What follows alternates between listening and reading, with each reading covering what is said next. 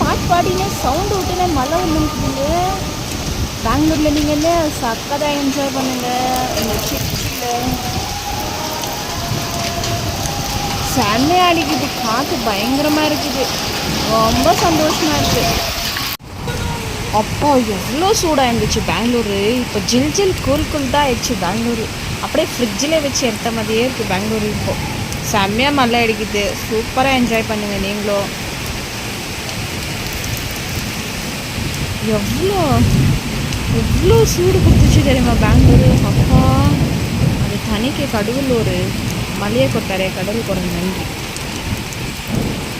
செம்மையாக அடிக்குதுங்க மழை.